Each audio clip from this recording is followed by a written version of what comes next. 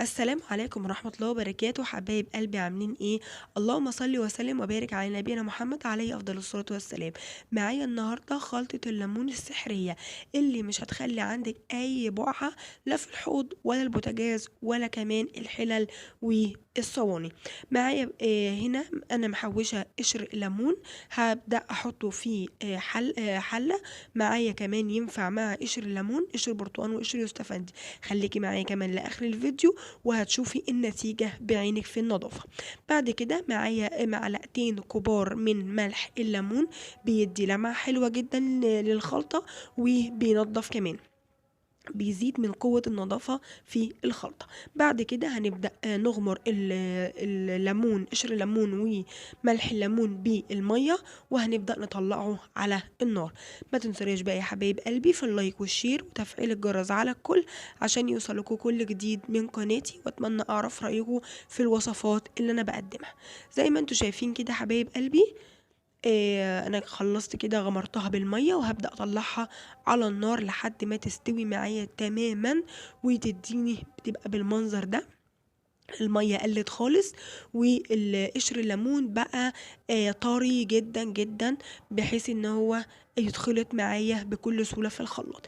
بدأت احطه في الخلاط وهنخلطه بقى خلطتين تلاتة كده حلوين لحد ما يبقى معايا عجينة تقيلة من غير اي اضافات، ما بضيفلوش مية خالص. بعد كده هيبدأ عامل زي العجينة زي ما انتوا شايفين كده، عجينة تقيلة.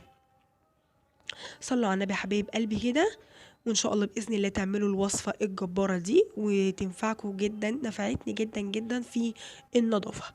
بعد كده هبدا احط على المكون الثالث معايا 3 معالق من الكربوناتو اللي هي بتاعه الملوخيه. هبدا معايا بعد كده نص كوبايه من الخل.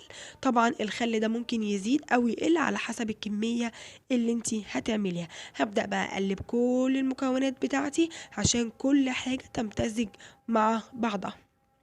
زي ما انتوا شايفين كده هيبدأ طبعا يفور كده معايا عشان الكربونات والخل. هيبدأ يفور، هنسيبه بقى يفور عادي، الخلطة تفور.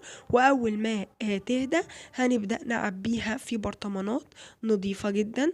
طيب أنا كده أشيل الخلطة دي إزاي؟ الخلطة دي بتتشال في التلاجة، عشان لو اتشالت بره التلاجة بتسود. تمام، بتتشال في التلاجة. انا كنت عامله البرطمانين دول، شلتهم في التلاجة.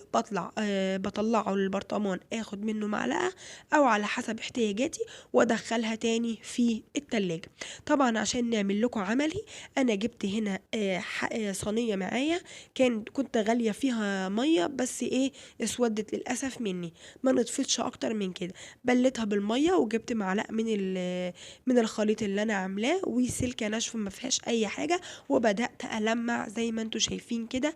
حاجه في منتهى الجمال، ان شاء الله باذن الله تجربوها وتنفع لحاجات كتير جدا، للحلل وللصواني والبوتاجاز والحوض كمان. زي ما انتوا شايفين كده بقت بتلمع وزي القشطه، بسم الله ما شاء الله، حاجه في منتهى الجمال.